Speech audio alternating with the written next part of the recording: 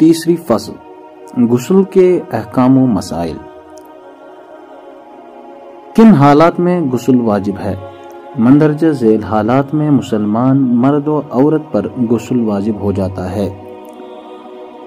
منی کے نکلنے سے، اگر مرد یا عورت سے بحالت بیداری، نظر بازی، شہوانی خیالات یا میاں بیوی کے باہم بوس و کنار ہونے کی وجہ سے جوش و لذت کے ساتھ منی کا خروج ہو تو ان دونوں پر غسل واجب ہو جاتا ہے، کیونکہ رسول اللہ صلی اللہ علیہ وسلم نے علی رضی اللہ تعالی عنہ سے فرمایا، جب دیکھو کہ مزی کا خروج ہوا ہے تو اپنے اعلیٰ تناسل کو دھو لو اور اس طرح وضو کرو جس طرح نماز کے لیے وضو کرتے ہو، اور اگر پانی جوش کے ساتھ نکلے تو غسل کرو، اور اگر بیماری یا قوت باقی کمزوری کی وجہ سے بحالت بیداری بغیر لذت و جوش کے منی کا خروج ہو تو اس سے غسل واجب نہیں ہوتا۔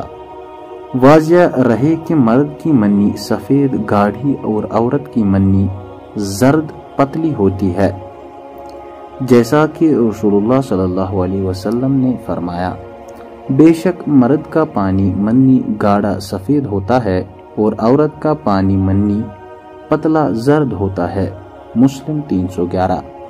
اور اگر بحالت نیند منی کا خروج ہو جسے احتلام کہا جاتا ہے تو اس سے غسل واجب ہو جاتا ہے، گرچہ لذت محسوس نہ کرے۔ ابو سعید خدری رضی اللہ تعالی عنہ بیان کرتے ہیں کہ رسول اللہ صلی اللہ علیہ وسلم نے فرمایا، پانی منی کے نکلنے سے غسل واجب ہو جاتا ہے۔ ام سلمہ رضی اللہ تعالی عنہا روایت کرتی ہیں کہ ام سلیم رضی اللہ تعالی عنہا نے رسول اللہ صلی اللہ علیہ وسلم سے کہا، اے اللہ کے رسول صلی اللہ علیہ وسلم، یقیناً اللہ حق سے نہیں شرماتا، کیا عورت پر غسل ہے جب اس کو احتلام ہو؟ آپ صلی اللہ علیہ وسلم نے فرمایا، ہاں، لیکن جب پانی منی کا نشان دیکھے۔ آخر تک، چنانچہ عورت یا مرد نیند سے بیدار ہو کر منی کا نشان دیکھی تو ان پر غسل واجب ہوتا ہے، گرچہ خواب یاد نہ ہو، اور اگر خواب یاد ہو تو لیکن منی کا نشان نہ پائے تو غسل واجب نہیں۔ اعلیٰ تناسل کا شرمگاہ میں داخل کرنا، اگر شوہر اپنے اعلیٰ تناسل کو بیوی کی شرمگاہ میں داخل کرے تو اس سے مرد و عورت اجنبی ہو جاتے ہیں اور ان پر غسل واجب ہو جاتا ہے، گرچہ منی نہ نکلے۔ ابو ہریرہ رضی اللہ تعالی عنہ بیان کرتے ہیں کہ رسول اللہ صلی اللہ علیہ وسلم نے فرمایا، جب کوئی شخص اپنی بیوی سے جمع کرے تو اس پر غسل واجب ہو گیا، گرچہ منی نہ نکلے۔ عائشہ رضی اللہ تعالی عنہا فرماتی ہیں کہ رسول اللہ صلی اللہ علیہ وسلم نے فرمایا، جب مرد عورت کی 4 شاخوں کے درمیان بیٹھ جائے اور اس کا محل ختنہ عورت کے محل ختنے کے ساتھ مس کرے، یعنی مرد کا اعلیٰ تناسل عورت کی شرمگاہ میں داخل ہو جائے تو غسل واجب ہو جاتا ہے۔ کافر کا مسلمان ہو جانا، اس مسئلے میں اہل علم کے 2 اقوال ہیں۔ پہلا قول، اسلام میں داخل ہونے پر غسل واجب ہے۔ قیس بن عاصم رضی اللہ تعالی عنہ بیان کرتے ہیں کہ جب وہ مسلمان ہوئے تو رسول اللہ صلی اللہ علیہ وسلم نے انہیں حکم دیا کہ پانی اور بیری کے پتوں سے غسل کرے۔ ابو ہریرہ رضی اللہ تعالی عنہ بیان کرتے ہیں کہ جب ثمامہ بن اسال نے اسلام قبول کیا تو نبی کریم صلی اللہ علیہ وسلم نے فرمایا کہ ان کو فلاں کے باغیچے میں لے جاؤ اور کہو کہ غسل کرے۔ مذکورہ بالا دلائل سے استدلال کرتے ہوئے اہل علم کی ایک جماعت نے کہا کہ دخول اسلام پر غسل واجب ہے۔ دوسرا قول، دخول اسلام پر غسل واجب نہیں بلکہ مستحب ہے، کیونکہ رسول اللہ صلی اللہ علیہ وسلم سے یہ ثابت نہیں کہ آپ نے اسلام میں داخل ہونے والے ہر شخص کو غسل کا حکم دیا ہو، کیونکہ اگر غسل اسلام میں واجب ہوتا تو آپ صلی اللہ علیہ وسلم اسلام میں داخل ہونے والے ہر شخص کو غسل کا حکم دیتے۔ اس سے معلوم ہوا کہ غسل اسلام میں واجب نہیں بلکہ مستحب ہے۔ دلائل کی روشنی میں دوسرے قول کا راجع ہونا ظاہر ہوتا ہے، اللہ تعالیٰ بہتر جانتا ہے۔ مسلمان کی موت۔ شہید کے علاوہ ہر مسلمان میت کو غسل دینا واجب ہے۔ عبداللہ بن عباس رضی اللہ تعالی عنہما بیان فرماتے ہیں کہ رسول اللہ صلی اللہ علیہ وسلم نے اس صحابی کے بارے میں فرمایا جو میدان عرفات میں اپنی سواری سے گر کر وفات پا گئے تھے، اسے پانی اور بیری کے پتوں سے غسل دے کر 2 کپڑوں میں کفن دو۔ ام عطیہ رضی اللہ تعالی عنہا بیان فرماتی ہیں کہ رسول اللہ صلی اللہ علیہ وسلم ہمارے پاس تشریف لائے، اس وقت ہم آپ کی بیٹی زینب رضی اللہ تعالی عنہا کو غسل دے رہے تھے، تو آپ صلی اللہ علیہ وسلم نے فرمایا 3 بار، 5 بار، 7 بار، اور اگر تم مناسب سمجھو تو اس سے بھی زیادہ بار غسل دو۔ حیض کے بعد۔ عورت کو حیض کے بعد پاکی کا غسل کرنا چاہیے، جیسا کہ نبی کریم صلی اللہ علیہ وسلم نے فاطمہ بنت ابی حبیش رضی اللہ تعالی عنہا کے جواب میں فرمایا کہ تم اتنے دنوں تک نماز چھوڑ دیا کرو جتنے دنوں تم پہلے حائضہ ہوتی تھی، پھر جب حیض کی یہ مدت ختم ہو جائے تو غسل کرو اور نماز پڑھو۔ نفاس کے بعد۔ وہ خون جو بچہ کی پیدائش پر جاری ہوتا ہے اسے نفاس کہتے ہیں، اس کے ختم ہونے پر عورت پر غسل واجب ہے۔ علامہ محمد بن صالح رحمہ اللہ فرماتے ہیں علماء کا اتفاق ہے کہ جس طرح حیض سے غسل واجب ہو جاتا ہے اسی طرح نفاس سے بھی غسل واجب ہو جاتا ہے۔ بحالت جنابت کون سے کام حرام ہے؟ جنابت سے مراد وہ ناپاکی ہے جو احتلام یا بیوی سے ہم بستری کرنے کی وجہ سے لاحق ہوتی ہے۔ چنانچہ بحالت جنابت مندرجہ ذیل کام حرام ہیں۔ نماز۔ دلیل اللہ تعالیٰ کا فرمان، اے ایمان والو جب تم نشے میں مست ہو تو نماز کے قریب بھی نہ جاؤ جب تک کہ اپنی بات کو سمجھنے نہ لگو، اور جنابت کی حالت میں جب تک کہ غسل نہ کرو۔ ہاں اگر راہ چلتے گزر جانے والے ہو تو اور بات ہے۔ خانہ کعبہ کا طواف۔ عبداللہ بن عباس رضی اللہ تعالی عنہ بیان کرتے ہیں کہ رسول اللہ صلی اللہ علیہ وسلم نے فرمایا خانہ کعبہ کا طواف نماز ہے، مگر یہ کہ اللہ تعالی نے اس میں گفتگو کو جائز کر دیا ہے۔ قرآن کریم کا چھونا اور اس کا پڑھنا۔ بحالت جنابت قرآن کریم کا چھونا یا زبانی پڑھنا جائز نہیں ہے۔ نبی کریم صلی اللہ علیہ وسلم نے فرمایا قرآن کو نہ چھوئے مگر پاک آدمی۔ علامہ عبدالعزیز بن باز رحمہ اللہ فرماتے ہیں جنبی کے لیے غسل کیے بغیر قرآن مجید سے دیکھ کر یا زبانی تلاوت کرنا جائز نہیں، کیونکہ نبی اکرم صلی اللہ علیہ وسلم سے ثابت ہے کہ جنابت کے سوا اور کوئی چیز آپ صلی اللہ علیہ وسلم کو قرآن مجید کی تلاوت سے نہیں روکتی تھی۔ ہاں البتہ جنبی کے لیے قرآن مجید کے سننے میں کوئی حرج نہیں، بلکہ اس کے لیے یہ مستحب ہے کیونکہ اس میں بہت فائدہ ہے۔ البتہ وہ قرآن مجید کو نہ ہاتھ لگا سکتا نہ دیکھ کر پڑھ سکتا ہے۔ مسجد میں ٹھہرنا۔ عائشہ رضی اللہ تعالی عنہا بیان فرماتی ہیں کہ رسول اللہ صلی اللہ علیہ وسلم نے فرمایا ان گھروں کو مسجد سے پھیر لو، کیونکہ میں مسجد کو حائضہ یا جنبی کے لیے حلال قرار نہیں دیتا، لیکن ضرورت کے تحت مسجد میں ٹھہرے بغیر صرف گزر جانے میں کوئی حرج نہیں۔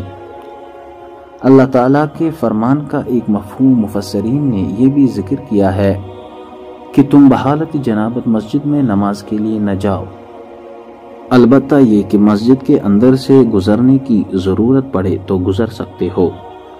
کن کاموں کے لیے غسل مستحب ہے؟ مندرجہ ذیل کاموں کے لیے غسل مستحب ہے۔ جمعہ کے دن کا غسل۔ عبداللہ بن عمر رضی اللہ تعالی عنہما بیان کرتے ہیں کہ رسول اللہ صلی اللہ علیہ وسلم نے فرمایا جب کوئی نماز جمعہ کے لیے آئے تو اسے غسل کرنا چاہیے۔ احرام کا غسل۔ زید بن ثابت رضی اللہ تعالی عنہ بیان کرتے ہیں کہ رسول اللہ صلی اللہ علیہ وسلم نے احرام کے لیے اپنے کپڑے اتارے اور غسل کیا۔ مکہ میں داخل ہونے کا غسل۔ نافع رضی اللہ تعالیٰ عنہ روایت کرتے ہیں کہ عبداللہ بن عمر رضی اللہ تعالیٰ عنہ جب حرم کے قریب پہنچے تو تلبیہ بند کر دیتے، پھر زی طوی میں رات گزارتے، وہاں صبح کی نماز پڑھتے اور غسل کرتے اور بتاتے کہ رسول اللہ صلی اللہ علیہ وسلم ایسا کیا کرتے تھے۔ عرفہ کے دن کا غسل۔ نافع بیان کرتے ہیں کہ عبداللہ بن عمر رضی اللہ تعالیٰ عنہ احرام باندھنے سے پہلے اپنے احرام کے لیے مکہ میں داخل ہونے کے لیے اور عرفات میں ٹھہرنے کے لیے عرفہ کی شام میں ظہر کے بعد غسل کیا کرتے تھے۔ علی بن ابو طالب رضی اللہ تعالیٰ عنہ کہتے ہیں کہ جمعہ، عرفہ، عید الاضحیٰ اور عید الفطر کے دن غسل کرنا چاہیے۔ ہر جمعہ کے بعد غسل کرنا۔ رافع رضی اللہ تعالیٰ عنہ بیان کرتے ہیں کہ رسول اللہ صلی اللہ علیہ وسلم ایک دن اپنی تمام بیویوں کے پاس گئے، ہر ایک کے پاس غسل کرتے تھے۔ میں نے کہا کہ اے اللہ کے رسول صلی اللہ علیہ وسلم، آپ سب سے فارغ ہو کر ایک بار غسل کیوں نہیں کر لیتے؟ آپ صلی اللہ علیہ وسلم نے فرمایا، یہ زیادہ پاکیزہ اور بہتر ہے، یعنی ہر جمعہ کے بعد غسل کر لینا۔ میت کو غسل دینے والا غسل کرے۔ ابو ہریرہ رضی اللہ تعالیٰ عنہ بیان کرتے ہیں کہ رسول اللہ صلی اللہ علیہ وسلم نے فرمایا، جو شخص مردے کو غسل دے اسے چاہیے کہ وہ خود بھی غسل کرے اور جو اس کو اٹھائے وہ وضو کرے۔ عبداللہ بن عمر رضی اللہ تعالیٰ عنہ کا قول ہے کہ ہم میت کو غسل دیا کرتے تھے، پھر ہم میں سے کوئی غسل کر لیتا تھا اور کوئی نہیں کرتا تھا۔ معلوم ہوا کہ غسل میت کے بعد خود غسل کرنا مستحب ہے، واجب نہیں۔ مشرک کو دفن کرنے کے بعد غسل کرنا۔ علی رضی اللہ تعالیٰ عنہ بیان کرتے ہیں کہ جب ابو طالب کا انتقال ہوا تو میں نے رسول اللہ صلی اللہ علیہ وسلم سے کہا، آپ کا بوڑھا گمراہ چچا فوت ہو گیا۔ تو آپ صلی اللہ علیہ وسلم نے فرمایا، جاؤ اپنے باپ کو دفن کرو، پھر میرے پاس آنے تک کوئی کام نہ کرنا۔ علی رضی اللہ تعالیٰ عنہ کہتے ہیں کہ میں دفنا کر حاضر ہوا، آپ نے مجھے غسل کرنے کا حکم دیا، میں نے غسل کیا، آپ صلی اللہ علیہ وسلم نے میرے حق میں دعا فرمائی۔ بے ہوشی کے بعد غسل کرنا۔ عائشہ رضی اللہ تعالی عنہ بیان کرتی ہیں کہ رسول اللہ صلی اللہ علیہ وسلم بیمار ہوئے، آپ نے دریافت فرمایا، کیا لوگ نماز پڑھ چکے ہیں؟ ہم نے عرض کیا، نہیں اے اللہ کے رسول صلی اللہ علیہ وسلم، وہ آپ کا انتظار کر رہے ہیں۔ آپ صلی اللہ علیہ وسلم نے فرمایا، میرے لیے لگن میں پانی رکھ دو۔ عائشہ رضی اللہ تعالی عنہ کہتی ہے، ہم نے ایسا ہی کیا، پس آپ صلی اللہ علیہ وسلم نے غسل فرمایا، پھر کھڑے ہونا چاہا مگر غشی طاری ہو گئی۔ جب ہوش آیا تو پھر فرمایا، لوگ نماز پڑھ چکے ہیں؟ ہم نے کہا، نہیں اے اللہ کے رسول صلی اللہ علیہ وسلم، وہ آپ کا انتظار کر رہے ہیں۔ آپ صلی اللہ علیہ وسلم نے فرمایا، میرے لیے لگن میں پانی رکھ دو۔ ہم نے ایسا ہی کیا، پس آپ صلی اللہ علیہ وسلم نے غسل فرمایا، پھر کھڑے ہونا چاہا لیکن بے ہوشی طاری ہو گئی۔ پھر جب افاقہ ہوا تو فرمایا، کیا لوگ نماز پڑھ چکے ہیں؟ ہم نے عرض کیا، نہیں اے اللہ کے رسول صلی اللہ علیہ وسلم، وہ آپ کا انتظار کر رہے ہیں۔ فرمایا، میرے لیے لگن میں پانی رکھ دو۔ پس آپ اٹھے، بیٹھے اور غسل کیا، پھر کھڑا ہونا چاہا مگر بے ہوشی طاری ہو گئی۔ افاقہ ہوا تو فرمایا، کیا لوگوں نے نماز پڑھ لی؟ ہم نے کہا، نہیں اے اللہ کے رسول صلی اللہ علیہ وسلم، وہ آپ کا انتظار کر رہے ہیں۔ اور لوگ مسجد میں رسول اللہ صلی اللہ علیہ وسلم کا عشاء کی نماز میں انتظار کر رہے تھے۔ بالآخر آپ صلی اللہ علیہ وسلم نے ابو بکر رضی اللہ تعالیٰ عنہ کو کہلا بھیجا کہ لوگوں کو نماز پڑھائیں۔ آپ صلی اللہ علیہ وسلم نے 3 بار غسل فرمایا، حالانکہ آپ بیماری سے بوجھل تھے۔ اس سے پتہ چلتا کہ بے ہوشی کے بعد غسل کرنا مستحب ہے۔ استحاضہ والی عورت کا ہر نماز کے لیے یا 2 نمازوں کو اکٹھی پڑھنے کے بعد کے لیے غسل۔ عائشہ رضی اللہ تعالی عنہ بیان کرتی ہیں کہ ام حبیبہ رضی اللہ تعالی عنہ نبی کریم صلی اللہ علیہ وسلم کے زمانے میں استحاضہ سے دوچار ہوئی تو رسول اللہ صلی اللہ علیہ وسلم نے انہیں ہر نماز کے لیے غسل کرنے کا حکم دیا۔ اور جب حمنہ بنت حجس رضی اللہ تعالی عنہ نے رسول اللہ صلی اللہ علیہ وسلم سے عرض کیا کہ مجھے بکثرت مسلسل خون استحاضہ آتا ہے، تو آپ صلی اللہ علیہ وسلم نے فرمایا، میں تمہیں 2 باتوں کا حکم دیتا ہوں، ان دونوں میں سے جس پر چاہو عمل کر لو وہ تمہارے لیے کافی ہوگا، اور اگر دونوں پر عمل کر لو تو تمہاری مرضی۔ پھر آپ صلی اللہ علیہ وسلم نے حدیث کے آخر میں فرمایا، اور اگر تم یہ کر سکتی ہو کہ نماز ظہر کو مؤخر کرو اور عصر میں جلدی کرو اور غسل کر کے ان دونوں نمازوں کو اکٹھی پڑھ لو، اور مغرب کو مؤخر کرو اور نماز عشاء کو جلدی کرو اور غسل کر کے ان دونوں نمازوں کو اکٹھی پڑھ لو، اور نماز فجر کے لیے ایک غسل کرو، اگر یہ کر سکتی ہو تو ایسا کر لو، اور روزے بھی رکھو۔ رسول اللہ صلی اللہ علیہ وسلم نے فرمایا، یہ دوسری بات مجھے زیادہ پسند ہے۔ دخول اسلام کا غسل۔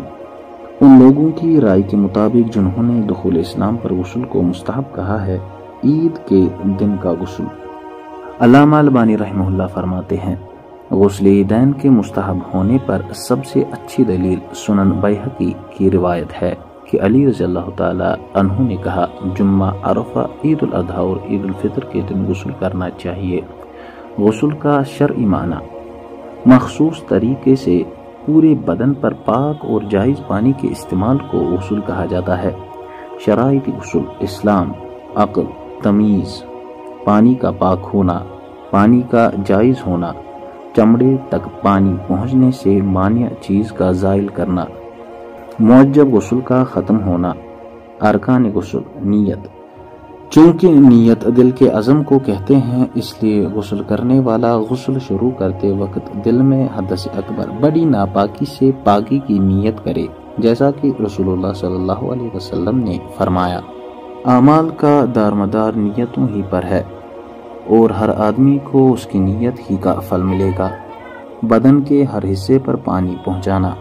غسل کرنے والا بدن کے ہر حصے تک پانی پہنچائے، جس حصے کا ملنا ممکن ہو اسے ملے، اور جس پر پانی بہا سکے اس پر پانی بہائے، یہاں تک کہ اسے غالب گمان ہو جائے کہ بدن کے ہر حصے تک پانی پہنچ گیا ہے۔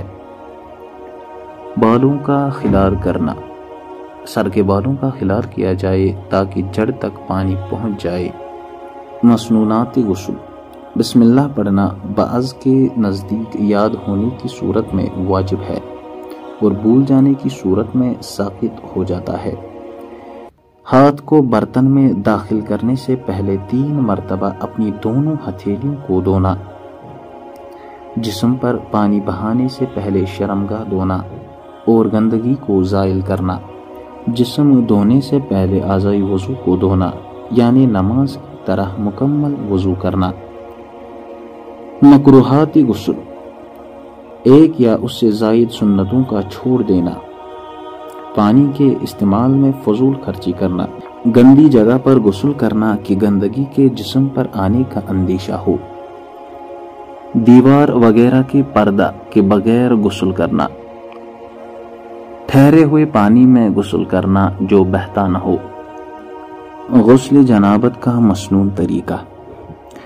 ہم ذیل میں فرائض و واجبات اور سنن و مستحبات پر مشتمل غسل کا مکمل طریقہ پیش کرتے ہیں۔ غسل کرنے والا سب سے پہلے دل میں غسل کی نیت کرے، کیونکہ رسول اللہ صلی اللہ علیہ وسلم نے فرمایا، اعمال کا دارمدار نیتوں پر ہے، اور ہر شخص کو وہی چیز حاصل ہوتی ہے جس کی وہ نیت کرے۔ غسل شروع کرتے وقت بسم اللہ کہے، جیسا کہ وضو کے بیان میں گزر چکا ہے۔ پھر 3 مرتبہ اپنی دونوں ہتھیلیوں کو دھو لے، بائیں ہاتھ سے اپنی شرمگاہ کو دھو لے، اور ہم بستری کی وجہ سے شرمگاہ اور اس کے گرد جو گندگی لگی ہو اسے زائل کرے۔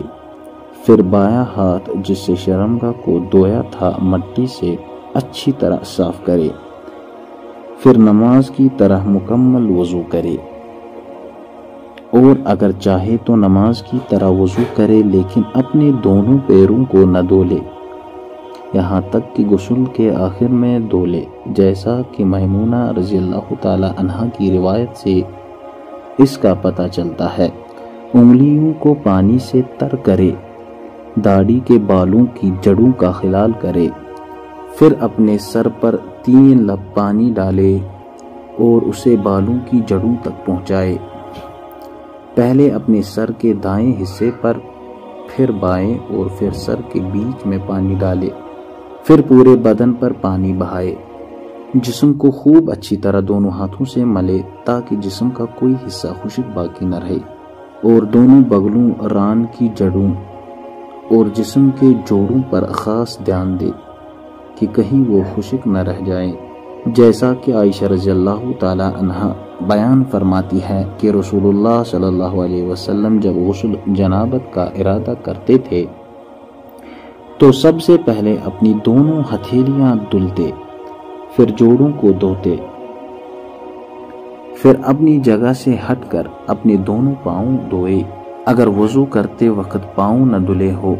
مذکورہ بالا توضیح کی روشنی میں کہا جا سکتا ہے کہ غسل کی دو قسمیں ہیں: غسل کامل، کفایت کرنے والا غسل۔ غسل کامل وہ ہیں جس میں تمام تر واجبات و سنن کا التزام کیا گیا ہو، اور کفایت کرنے والا غسل وہ ہے جو صرف واجبات کی ادائیگی پر مشتمل ہو۔ حافظ ابن عبد البر رحمہ اللہ فرماتے ہیں، غسل کرنے والا اگر پورے بدن پر پانی بہا لے اور وضو نہ کرے تو اس نے ذمہ داری نبھا دی، کیونکہ اللہ تعالیٰ نے اس پر غسل فرض کیا ہے۔ البتہ رسول اللہ صلی اللہ علیہ وسلم کی اقتداء میں غسل سے پہلے وضو کرنا مستحب ہے۔ بھول کر ناپاکی کی حالت میں نماز پڑھ لینا: جو شخص بھول کر بلا وضو یا بحالت جنابت نماز پڑھ لے اور اسے بحالت نماز یا نماز کے بعد یاد آئے تو اس کی یہ نماز شروع سے باطل ہے۔ اس سے چاہیے کہ وضو یا غسل کرے اور دوبارہ نماز پڑھے، کیونکہ نبی کریم صلی اللہ علیہ وسلم نے فرمایا، اللہ کوئی بھی نماز بغیر پاکی کے قبول نہیں کرتا ہے۔